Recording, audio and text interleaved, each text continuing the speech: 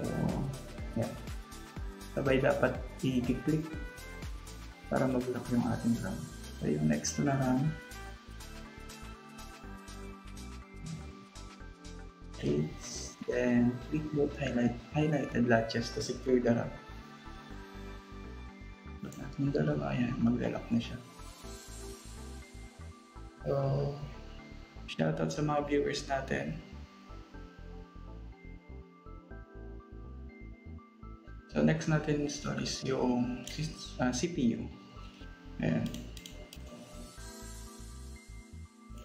So, itong motherboard is an Intel motherboard. So, Intel CPU ito. So, place natin yung CPU.